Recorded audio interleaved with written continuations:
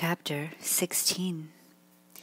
Eagerly, Nancy removed the little notebook from the hook. By holding the book directly under the beam of her flashlight, she could make out the words on the cover. Property of Josiah Crowley. "I've found it at last," she thought excitedly. Quickly turning the first few pages, she saw that they were yellowed with age. The writing was fine and cramped, and the ink had faded. The pages were crowded with business notations, and it was difficult to make out the words. Nancy was thrilled, for she was positive that the notebook would disclose what Josiah Crowley had done with his last will. Yet she realized that she could not hope to read through the book without a considerable loss of precious time. She must not delay another instant in reporting to the police. "I'll read the notebook later," she decided, and tucked it into her pocket. Then she put the clock back together. Hurriedly, laying the timepiece back on the car seat, Nancy covered it with her coat and slid behind the wheel. Starting the engine, she swung the convertible onto the highway. Nancy cast an anxious glance in the direction the thieves had taken and watched for side roads down which the men might turn to avoid the main highway. "Perhaps I'd better phone the state police from the first service station or store I come to." Then suddenly she noticed the sign. "Alternate route to Garwin. Main road under repair." Reaching the intersection, she stopped to see if the familiar tire marks of the van indicated it had turned onto this dirt road. It had. "Now what shall I do?" As Nancy debated, she saw a car coming toward her. Her hopes soared. She could not be mistaken. It was a police prowl car with a red revolving roof light. Instantly, Nancy grabbed her own flashlight and jumped from the car. Standing at the side of the road, she waved her light, and in a few minutes the police sedan stopped. "I'm Nancy Drew," she said hurriedly to the two men inside. "Are you looking for the furniture thieves in the van?" "Yes, we are. You're the girl who reported them." Nancy nodded, then pointed down the road. "I think those are their tire marks. The men were at the Black Horse Inn, but left." "You can identify them?" the driver asked. "Oh, yes." "Then please follow us. I'll radio for a car to approach the thieves' van from the other end of the road." The police car sped down the bad road to Garwin, with Nancy following closely behind. They rode for several miles. "Oh dear," Nancy thought. "I must have been wrong. We should have overtaken the van by this time." Another 10 minutes passed. Then, unexpectedly, she caught a glimpse of a red tail light on the road far ahead. "It must be the van," Nancy told herself hopefully. "The light doesn't appear to be moving fast enough for an automobile." Evidently, the police were in the same opinion, for at that moment their car slowed down. Nancy figured they would not stop the van until they saw the other police car arriving from the opposite direction. A few moments later, she could see headlights in the distance. The squad car in front of Nancy's now sped ahead and pulled up alongside the van. "Pull over," one of the officers shouted to the man in the cab. Instead of doing so, the van put on a burst of speed. But in order to avoid smashing into the oncoming squad car, the driver pulled too far to the right. The van swerved sharply. Its two right wheels went off into a deep ditch, and the vehicle toppled over.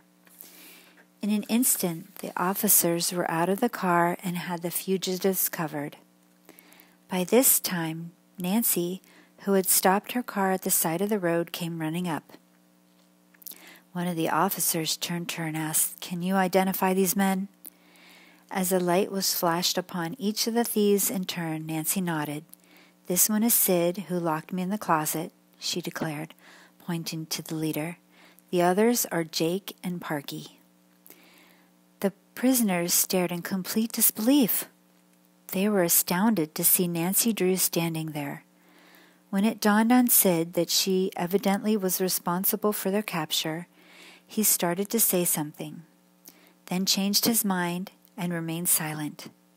The prisoners were quickly identified from licenses and other papers as wanted criminals. One of the other officers opened the rear of the van and asked Nancy if she could identify the stolen furniture. "Some of it," she replied. "That desk was taken from the room in which I was locked in the closet." "Good enough," said the trooper. These men will get long sentences for this. They'll be held on several charges. Are you willing to go with us and prefer charges against them?" "Yes, if necessary," Nancy promised reluctantly. "But I don't live in this county, and I'm easier to get home right away." "Don't you have enough evidence against them? I think they're the same men who stole several silver heirlooms from the Turner sisters." Sid and his companions winced, but did not speak. "I see," said the trooper. "Well, I guess there's no need for you to go to headquarters now," the officer admitted. "I'll take your address, and if your testimony should be required, I'll get in touch with you." When Nancy showed her driver's license as identification, the policeman glanced at her with new interest.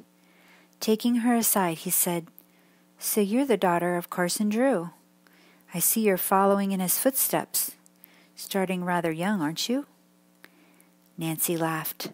"It was only by accident that I arrived at the Topham's bungalow at the critical moment," she protested modestly.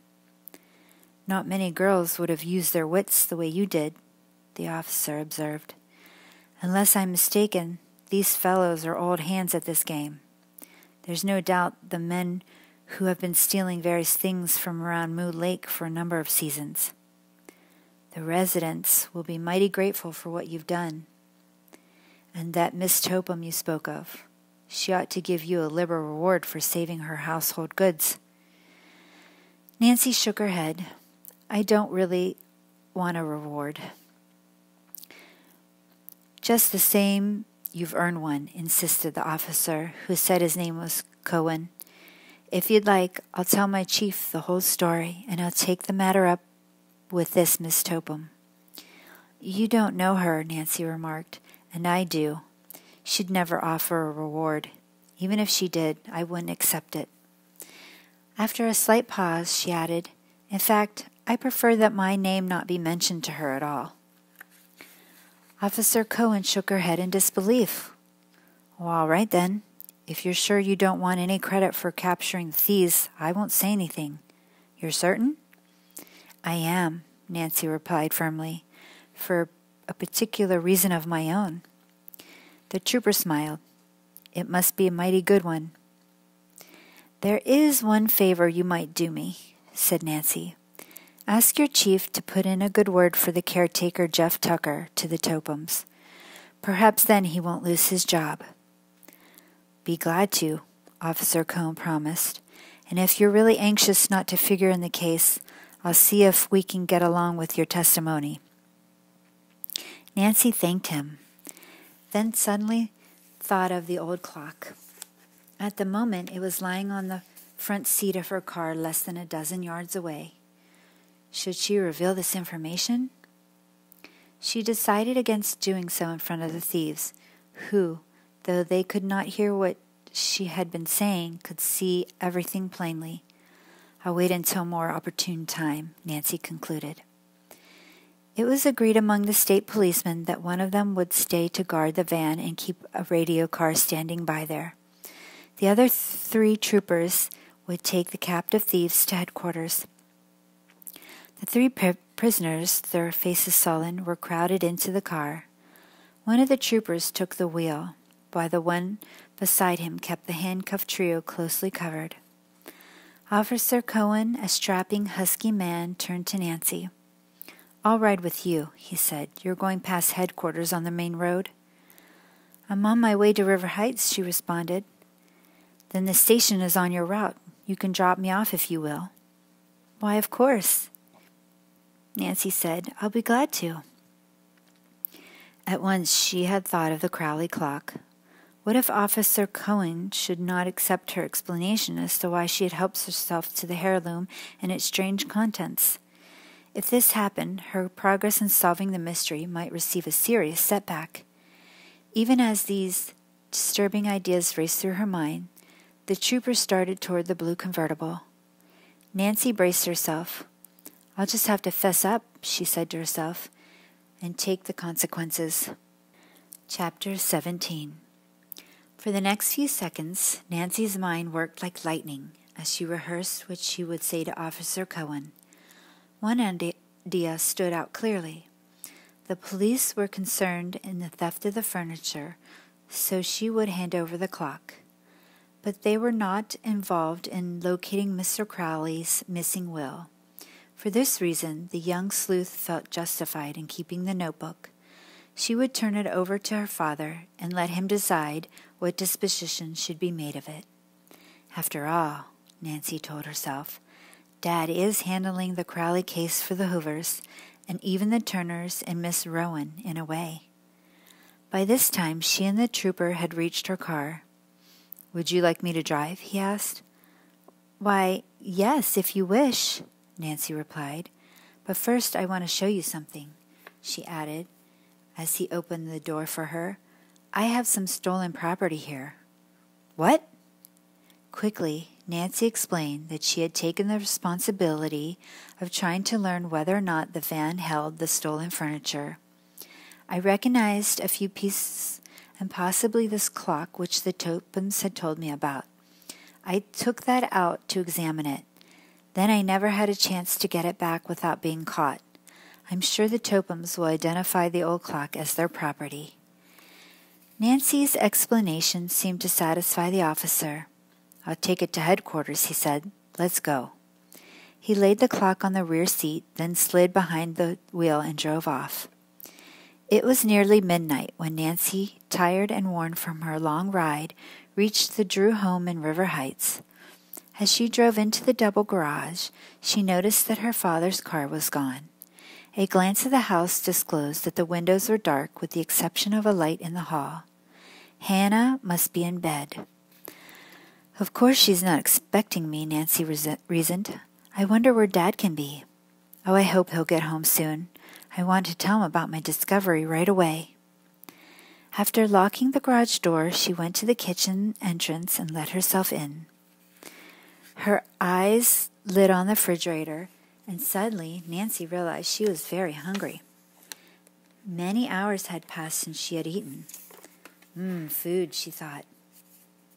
Just as Nancy opened the refrigerator door, she heard steps on the stairs, and Hannah, wearing a sleepy look, appeared in robe and slippers. "Nancy!" cried the housekeeper, instantly wide awake.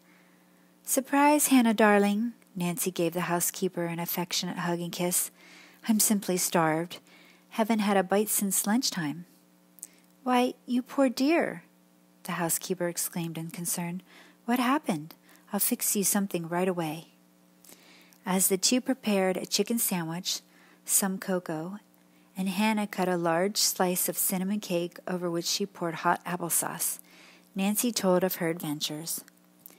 The housekeeper's eyes widened. "Nancy, you might have been killed by those awful men." "Well, I'm certainly glad they've been captured." "So am I," Nancy declared fervently as she finished the last crumb of cake. "And I hope the Turners get back their silver heirlooms." "How about the Topums?" Hannah Grown questioned teasingly. "Somehow," said Nancy with a wink, "that doesn't seem to worry me." Then she asked, "Where's Dad?" "Working at his office," Hannah replied. "He phoned earlier that something unexpected had come up in connection with one of his cases." "Then I'll wait for him," said Nancy. "You go back to sleep, and thanks a million." The sleepy housekeeper did not demur. Left alone, Nancy tidied the kitchen, then went to the living room. Now to find out what became of Josiah Crowley's last will, she thought excitedly as she curled up in a comfortable chair near a reading lamp. Carefully, she thumbed the yellow pages, for she was afraid they might tear. Evidently, Josiah Crowley had used the same notebook for many years. He certainly knew how to save money, she mused. Nancy read page after page, perusing various kinds of memoranda and many notations of property owned by Mr. Crowley. There were also figures on numerous business transactions in which he had been involved. Nancy was surprised at the long list of stocks, bonds, and notes which apparently belonged to the estate. "I had no idea Josiah was worth so much," she murmured. After a time, Nancy grew impatient at the seemingly endless list of figures. She skipped several pages of the little notebook and turned toward the end where Mr. Crowley had listed his possession. "Why, what's this?" she asked herself. Fastened to one page was a very thin, flat key with a tag marked 148. Suddenly, a phrase on the opposite page, "My last will and testament," caught and held Nancy's attention. Eagerly, she began to read the whole section. "I found it!" she exclaimed excitedly. "I'm glad I didn't give up the search." The notation concerning the will was brief. Nancy assumed the cramped writing was Josiah Crowley's. It read, "To whom it may concern, my last will and testament will be found in safe deposit box number 148 in the Merchants Trust Company. The box is under the name Josiah Johnston." "And this is the key to the box," Nancy told herself. For several moments the young sleuth sat staring ahead of her. It seemed unbelievable that she had solved the mystery, but surely there could be no mistake. The date of the entry in the notebook was recent, and the ink had not faded as it had on the earlier pages. "There is a later will," Nancy exclaimed out loud. "Oh, if only it leaves something to the Turners and the Matthews and Abby Rowan and the Hoover girls. Then Allison could take voice lessons, and little Judy would be taken care of, and—" Nancy hurriedly read on, hoping to learn something definite.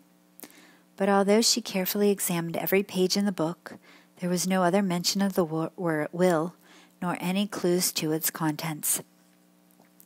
No wonder the document didn't come to light, Nancy mused. Who would have thought of looking for it in a safe deposit box under the name of Josiah Johnston? In his desire for safekeeping, Josiah Crowley nearly defeated his own purpose. Her thoughts were interrupted as she heard a car turn into the driveway. Rushing to the window, Nancy saw her father pull into the garage. She ran to meet him at the kitchen door. "Why, hello, Nancy," he greeted her in surprise. "If I had known you were here, I'd have come home sooner. I was doing some special work on a case." "Back from Moon Lake ahead of schedule, aren't you?" "Yes," Nancy admitted, trying to hide her excitement, but for a good reason.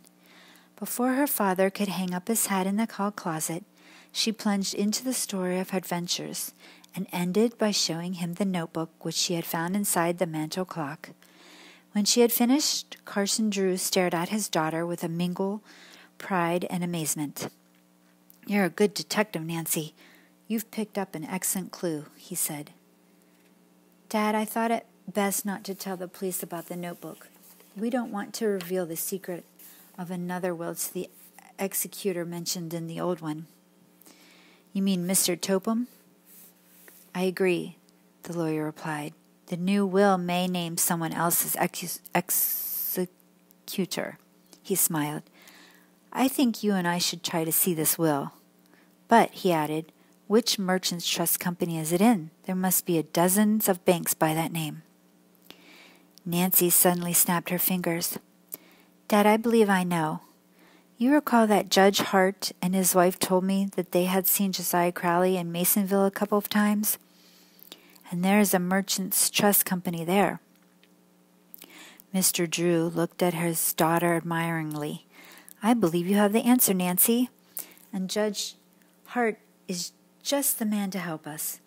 I'll phone him in the morning. Well, I guess we both need some sleep." As the lawyer kissed her daughter good night, he added, "My dear, you were in serious danger when you encountered those thieves. I don't like to have you take such risks. I'm very grateful indeed that you are back home and safe." The Topums aren't going to thank me when they find out what I've done, Nancy said, as she went upstairs ahead of her father. In fact, we may have a battle on our hands, Dad. That's right, Nancy. And it will be just as well that they don't learn the details of how the will was found until the matter is settled beyond a doubt. I'm certainly curious to find out if the new will left anything to the Topums, said Nancy. If not, her father put on, your discovery will strike them at an especially awkward time. Nancy paused on the stairs and turned to face her father. What do you mean? Well, there's talk about town that Richard Topham has been losing heavily in the stock market this past month. He's been getting credit at a number of places on the strength of the inheritance, and I suspect he is depending on the Crowleys' money to pull him through a tight spot. He's making every effort to speed up the settlement of the estate. Then we better hurry, said Nancy, resuming the climb. Don't build your hopes too high, Mr. Drew advised her wisely. There may be slip, you know. How? We may fail to find the will in the safe deposit box. Oh, I can't believe it, Dad. The notebook says it's there. Then, the lawyer continued, there is a chance that Josiah Crowley didn't dispose of the fortune as the Turner and the Hoovers and the others expected he would. But he promised all those people. I know, Nancy, but there's just the possibility that the notation in the notebook was wishful thinking and that Mr. Crowley never got around to making the new will. You can discourage me all you want, Dad, but I'm not going to stop hoping, Nancy said. Oh, I can scarcely wait for morning to come. Her father laughed. You're an incurable optimist. Now put Josiah Crowley out of your mind and get a good night's sleep.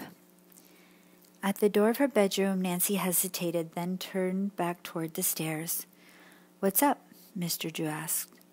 Without answering, Nancy ran down to the living room, picked up the notebook which lay on the table, and hurried back up the carpeted steps. After all I've gone through to get my hands on this, she told her father, I'm not going to take any chances. Nancy laughed. Tonight, I'll sleep with it under my pillow. Chapter 18. When Nancy awoke the following morning, bright sunlight was streaming through her open bedroom window. As her eyes turned towards the clock on her dresser, she was alarmed to see that it was a little after 9 o'clock. How could I have overslept on a morning like this? She kidded herself. Quickly running her hand under the pillow, she brought out the Crowley notebook and surveyed it with satisfaction. What a surprise the Tophams are going to get, she murmured softly. After hastily bathing and dressing, Nancy hurried downstairs, looking very attractive in a blue summer sweatsuit. She kissed Hannah, who said a cheery good morning, and told Nancy that Mr. Drew had already left for his office. Oh dear, Nancy said. I wonder if he forgot our date. No, indeed, the housekeeper replied. He phoned Judge Hart and expects word from him by 10 o'clock. He'll let you know the results. My goodness, Nancy, you've really made a big discovery. I do hope everything turns out for the best. She went into the kitchen, but returned in a moment with a plate of crisp golden waffles. Better eat your breakfast, she advised. Your dad may call in any minute. Nancy ate a dish of strawberries, then started on the waffles. These are yummy, she stated, pouring maple syrup over a second one. She had just finished eating when the phone rang. Mr. Drew was calling to say Judge Hart had made arrangements at the bank. Come to my office with the notebook and key, Nancy. We'll start from here. I'll be right down, Dad. Nancy went upstairs for her purse, then drove to her father's office. I have the notebook with me, she told the lawyer. Do you want it? We'll take the book along. I want to show it to the head of the trust department at the bank, Mr. Drew said. It's our proof we have good reason for taking a look in Mr. Crowley's box. After leaving a number of instructions with his private secretary, Carson followed his daughter from the office. He took his place beside her in the convertible. I'll never get over it if we don't find a newer will, declared Nancy. As they drove along, a flush of excitement had tinted her cheeks and her eyes were bright. "You must remember one thing, Nancy," returned her father calmly. "Crowley was an odd person and did things in an odd way. A will may be there, and again it may not. Perhaps he only left further directions to finding it. I remember one case in Canada years ago. An eccentric Frenchman died and left directions to look in a trunk of old clothes for a will. In the pocket of a coat were found further instructions to look in a closet of his home. There his family found a note telling them to look in a copper boiler. The boiler had disappeared, but was finally located in a curiosity shop. Inside, pasted on the bottom, was what proved to be a word puzzle in Chinese. The old Frenchman's heirs were about to give up in despair when a Chinese solved the puzzle and the old man's fortune was found. A bag of gold under a board in his bedroom floor. "At least they found it," said Nancy. The trip to Masonville was quickly accomplished, and Nancy parked the car in front of the Merchants Trust Company. Father and daughter alighted and entered the bank. Mr. Drew gave his name and asked to see the president. After a few minutes' wait, they were ushered into a private conference room. An elderly man, Mr. Jensen, arose to greet them. The introductions over, Mr. Drew hastened to state his mission.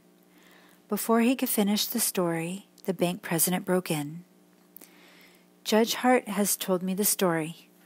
I'll call Mr. Warren, our trust officer." He picked up his desk phone. In a few minutes Mr. Warren appeared and was introduced.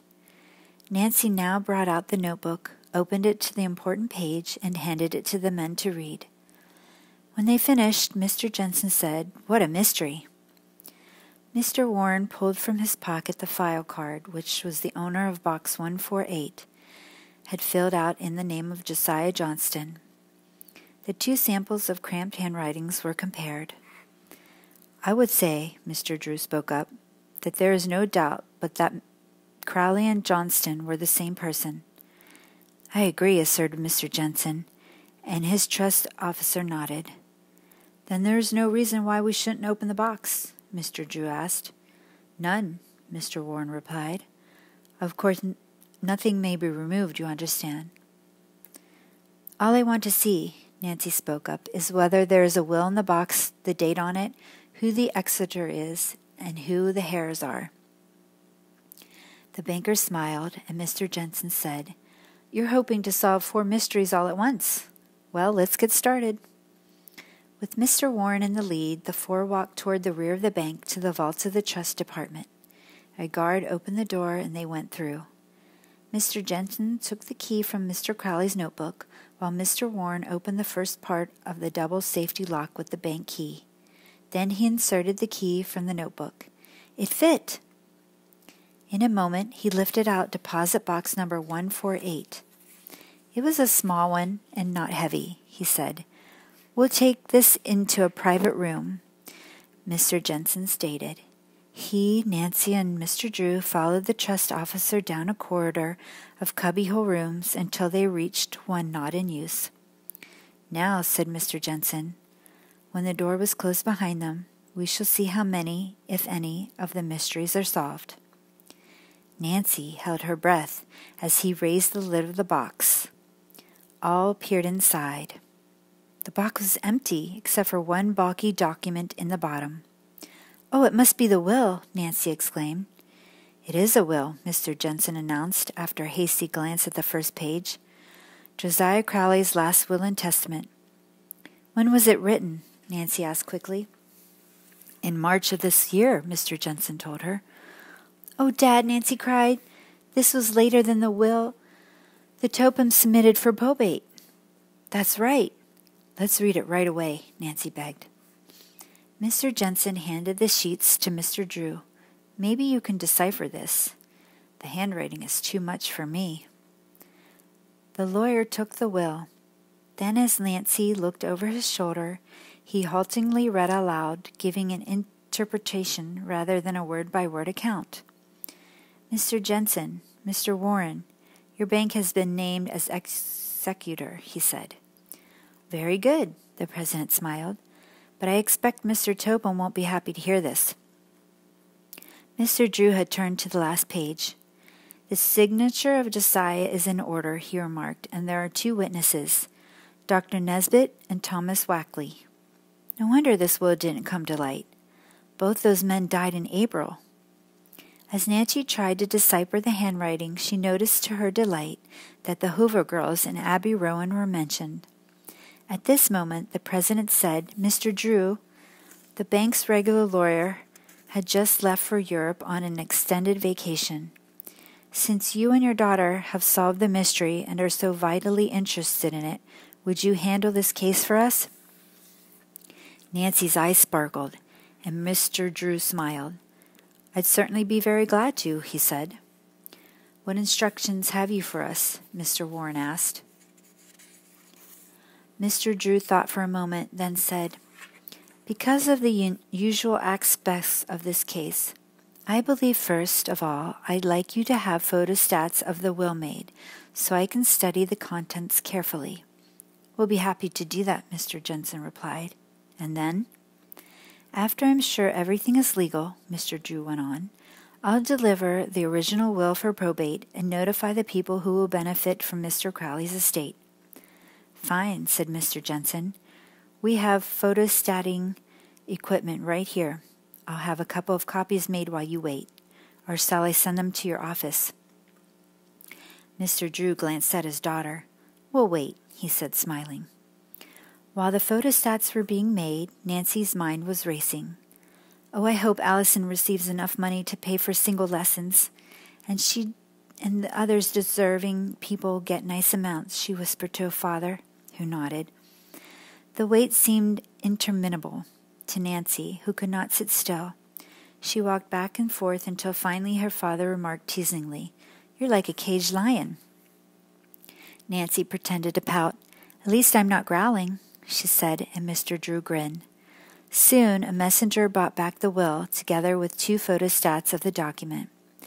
Thank you, said Mr. Jensen, who handed the photostatic copies to Mr. Drew. I'll work on this at once, the lawyer promised, as he put the papers in his briefcase. Then he and his daughter left the bank.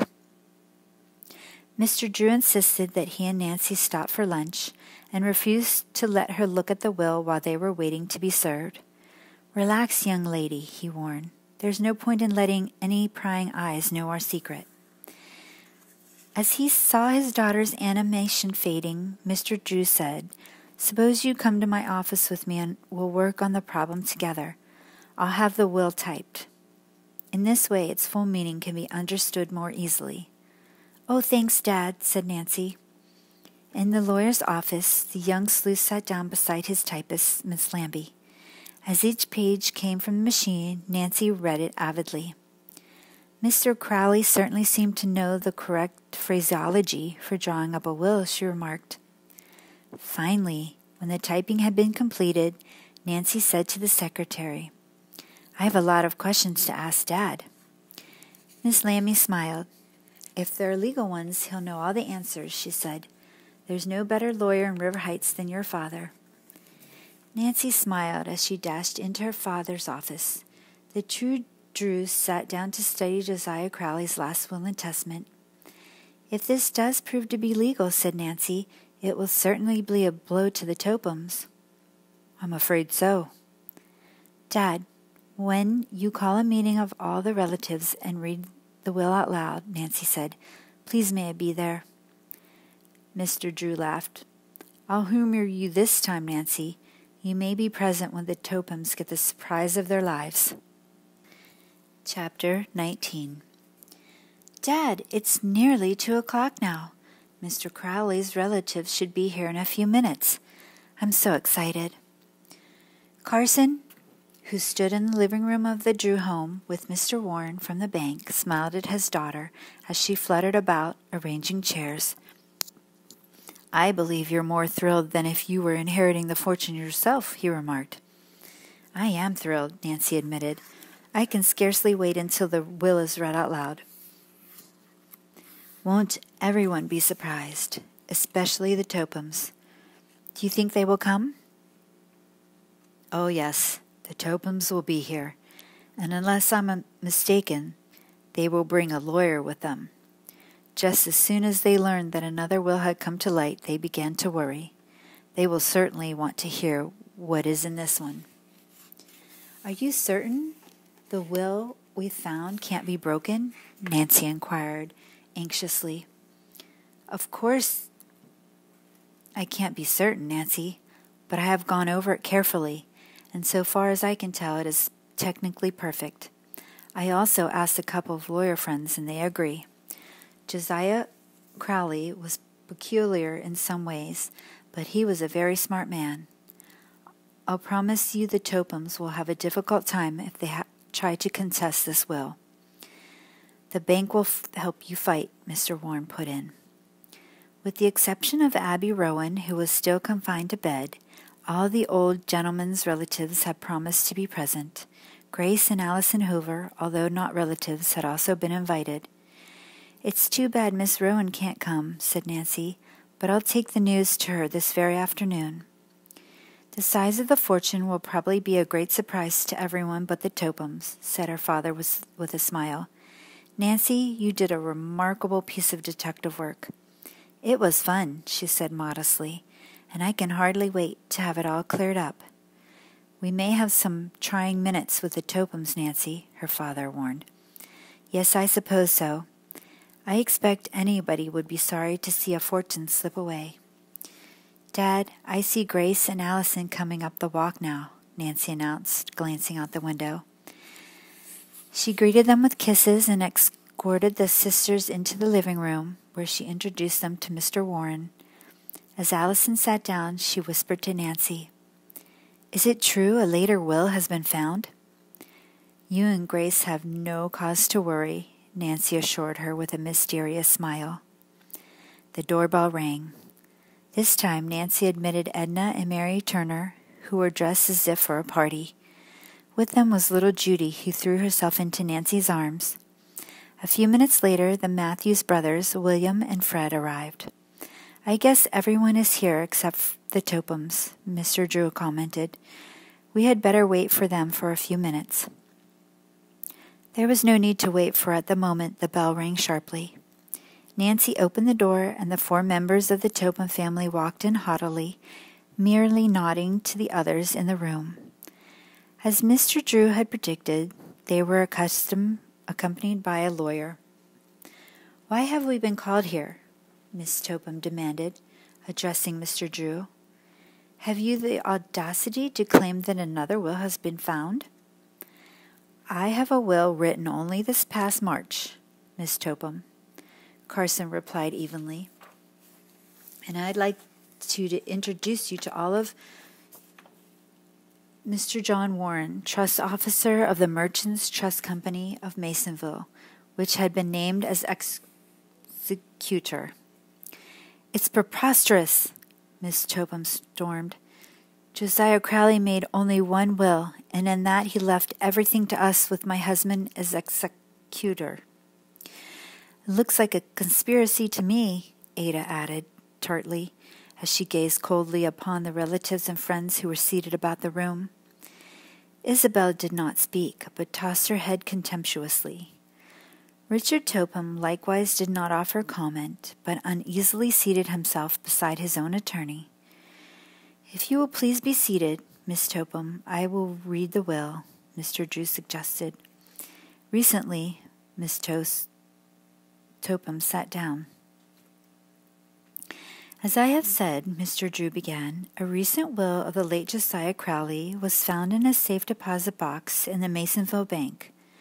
The will is unusually long, and with your permission, I will read from a typed copy only the portions which have to do with the disposal of the property. But first, I want to ask Mr. Topum what value he puts on the estate. 100,000 after taxes, the man replied. Oh, the Turners exclaimed, and Mary said, I had no idea Josiah had that much money. Nor I, Edna agreed. Mr. Drew picked up several typewritten sheets from the table and began to read in a clear voice. I, Josiah Crowley, do make this my last will and testament, hereby revoking all former wills by me at any time made. I give and bequeath all my property, real and personal, as follows. To my beloved friends and neighbors, Grace and Allison Hoover, a sum equal to 20% of my estate, share and share alike. I must be dreaming, Grace gasped. You mean I'm going to get $10,000? Allison cried out. She burst into tears. Oh, Nancy, you did this for me. Now I can have my voice lessons. Isabel Topham eyed her disdainfully. It would take more than $10,000 to make a singer out of you, she said maliciously. Quiet, commanded her father. Let's hear what else this will says. His daughter subsided, but his wife exclaimed spitefully, The will is a fraud. The Hoovers aren't even relatives. It is no fraud, Mr. Drew told her quietly. Again he picked up the will and began to read. To Abby Rowan, my late wife's cousin, in consideration of her kindness to me, a sum equal to 10% of my estate. Oh, I'm so glad, Grace murmured. Now she'll be able to get the medical and other attention she needs. And have someone live at her house to take care of her, said Nancy. That old lady gets $10,000? Ada Topham said harshly. What did she ever do for Cousin Josiah? Angrily, she turned to her mother. We took care of him for years. She didn't. I'll say not, Isabel echoed, her voice tart. To my cousins, Fred and William Matthews, a sum equal to 20% of my estate, share and share alike, Mr. Drew read. We didn't expect that much, Fred Matthews declared in genuine surprise. Josiah was very kind, Fred smiled. Now we can take a trip like we've always wanted to do, William. That's right. I just can't believe it. A long trip on an ocean liner or a plane. To my cousins, Edna and Mary Turner, 20% of my estate, share and share alike. Oh, how generous, Edna murmured. Now little Judy can have the things we've always wanted to give her. Yes, said Mary Turner. Oh, I feel so relieved. Aren't we mentioned at all? Miss Topham broke in sharply. Mr. Drew smiled. Yes, you are mentioned. I'm coming to that now. To Richard Topham, $5,000. To Grace and Allison Hoover. Hold on, cried Miss Topham. What about me and the girls? No money was left to you, the lawyer stated, simply. Isabel gave a shriek. Oh, no, oh, no. Oh, Mother, all those bills. What do we do? Ada, too, had cried out. I'll have to go to work. Oh, I can't bear the thought of it. When the furor died down, Mr. Drew read on. To Grace and Allison Hoover, my household furniture now in the possession of Miss Richard Topham. There was a gasp of surprise from everyone in the room, and Miss Topham half arose from her chair. It was generally known in River Heights that she had practically confiscated Josiah's furniture at the time he had been induced to make his home with the Tophams. How insulting, the woman cried. Does Josiah dare hint that I took his furniture? I'm sure I don't know what was in his mind at the time he wrote the will, Mr. Drew told her with a smile. Grace Hoover interposed quickly. We have enough furniture without Josiah's. Allison nodded. We'll not take any of it from you, Miss Topham. Mr. Drew carefully folded the documents he had been reading, and after placing it in his pocket, he said to the people in the room, That is all, except that there is a proviso for the executor to pay all Mr. Crowley's just debts, including his funeral expenses, and that what balance is left in the estate goes to the Mannington Old Men's Home. I understand Josiah Crowley kept his assets in a liquid state. It will not be difficult to convert the estate into cash.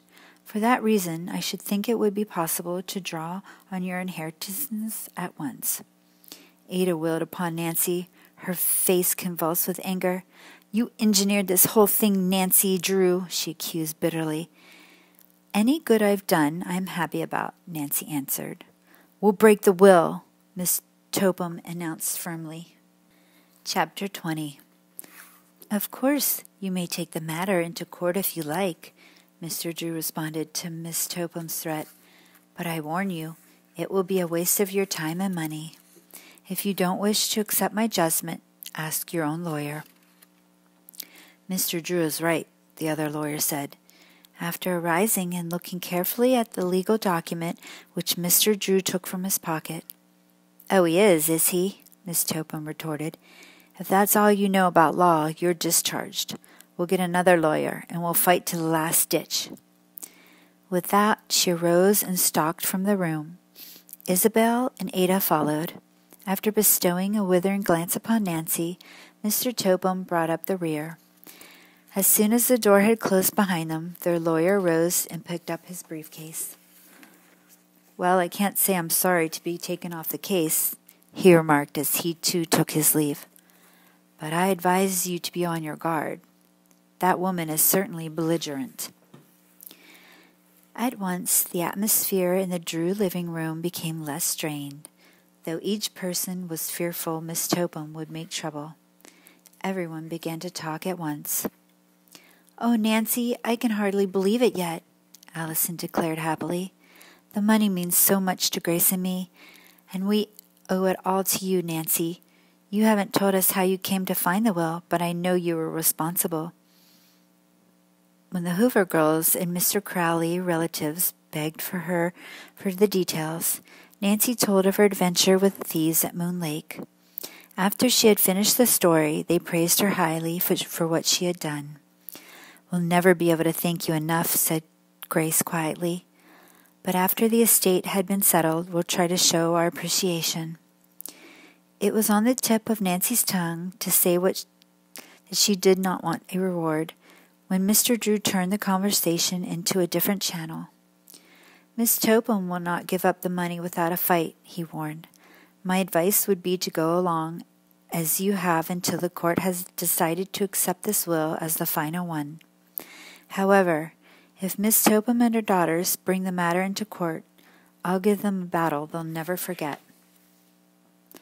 After thanking Mr. Drew and Nancy for everything they had done, the relatives and friends departed. Allison and Grace were the last to leave. On the porch, Allison paused to hug Nancy and say, "Please let us know what develops. I'm so eager to start taking voice lessons." Nancy wanted to set off at once to see Abby Rowan and tell her the good news. But upon second thought, she decided to wait. Suppose the Tophams succeed in upsetting the whole case? For a week, Nancy waited impatiently to hear the results of the battle over the will. As she and her father had anticipated, Miss Topham was fighting bitterly for the Crowley estate. She had put forth the claim that the will Nancy had unearthed was a forged document. "This suspense is just awful," Nancy told her father one morning. "When are we going to get final word?" "I can't answer that, Nancy, but apparently Mr. Topham thinks it's a losing battle. I suppose you've heard about the family." "Why, no, what about them?" "They're practically bankrupt. Richard Topham has been losing steadily on the stock market of late. After his failure to recover the Crowley fortune, the banks reduced his credit. He's been forced to give up his beautiful home." "No, really? How that must hurt Miss Topham and the two girls." "Yes, it's undoubtedly a bitter pill to swallow. They're moving into a small house this week, and from now on they'll have to give up their extravagant ways of living. Both girls are working. Personally, I think it will do them good." Word came from the 3 furniture thieves had finally confessed to many robberies, and their unsold loot was recovered. Among the pieces were all the heirlooms they had stolen from the Turners. One evening, Mr. Drew came home wearing a broad smile. Facing Nancy and laying both hands over her shoulders, he said, "We've won, my dear. The will you located has been accepted as the last one Mr. Crowley wrote." "Oh, Dad, how wonderful!" she cried, whirling her father about in a little dance. "First thing tomorrow, may I go and tell Allison and Grace and the others?" "I think that would be a fine idea. Of course, the bank and I will formally notify them later." The following morning, Nancy was the first one downstairs and started breakfast before Hannah appeared. "My goodness, you're an early bird, Nancy," the housekeeper said with a smile. "Big day, eh?" "Very big," Nancy replied. As soon as the family had eaten, Hannah said, "Never mind helping me today. You run along and make those people happy as soon as possible." "Oh, thank you, Hannah. I'll leave right away." Nancy, dressed in a simple green linen sports dress with a matching sweater, kissed her little family goodbye and drove off. Her first stop was at the Matthews brothers. They greeted her affably, then waited for Nancy to speak. "I have good news," she said, her eyes dancing. "Miss Topham lost her case. The will Dad and I found has been accepted for probate. You will receive the inheritance Mr. Crowley left you." "Praise be!" Fred cried. "And we never would have received it if it hadn't been for you." His brother nodded in agreement. To cover her embarrassment at their praise, Nancy reached into a pocket and pulled out a handful of travel folders and airline schedules. "I thought you might like to look at these. Now I must hurry off and tell the others." As she drove away, the two men smiled, waved, then immediately began to look at the folders. "I hope they have a great trip," Nancy thought. Half an hour later, she pulled into the driveway of the Turner home. Before the car stopped, Judy came racing from the front door. As Nancy stepped out, the little girl threw herself into the young sleuth's arms. "Nancy, guess what? My aunties found an old doll that belonged to my mommy, and they gave it to me. Come and see her. She's pretty as can be." Judy pulled Nancy by the hand up the steps and into the house. "There she is," the child said proudly, pointed to a blonde, curly-haired doll seated in a tiny rocking chair. "Why, she's darling," Nancy commented. "And Judy, she looks like you, dimples and all." Judy nodded. "And Aunt Mary says she looks like my mommy did when she was a little girl, so I'm always going to take very good care of my dolly." At this moment, her great-aunts came from the rear of the house to greet their caller. "I see," said Nancy, "that you have made Judy very happy. Now it's my turn to pass along good news to you." And she told all about their inheritance. The women smiled happily, and tears came to their eyes. Then suddenly Edna Turner gave Nancy an impulsive hug. "You dear, dear girl," she half sobbed with joy. "Now Judy will always be well taken care of and receive the kind of schooling we think she should have." Mary kissed Nancy and thanked the young sleuth for her untiring efforts to see justice done. Judy, meanwhile, looked on in puzzlement at the scene. But sensing that it called for her participation, she grabbed up her new doll and began to dance with it. "Now you can go to school too, Carol," she told her doll. It was hard for Nancy to break away from the Turners, but she reminded them that she still had 2 calls to make. "But come back soon," Judy said. When Nancy arrived at Abby Rowan's, she was delighted to find her seated by the window in a chair. Her kind neighbor, Miss Jones, was there preparing food for the invalid. To this, Nancy added a jar of homemade beef broth and a casserole of rice and chicken, which Hannah had insisted upon sending. "Can you stay a little while?" Miss Jones asked. "I ought to run home for half an hour, then I'll come back." "She's been so kind," Abby spoke up. "Today she took my laundry home to wash and iron." After the woman had left, Abby went on. "The folks around here have been very thoughtful of me, but I just can't impose on them any longer. Yet I haven't any money." Nancy took the invalid's hand in hers and smiled. "I came to tell you that now you have lots of money left to you by Josiah Crowley." "What? You mean I won't have to depend on just my little pension any longer? Bless Josiah. Nancy, I never could believe that my cousin will go back on his word." Nancy ate some broth and crackers with Abby and told the whole story.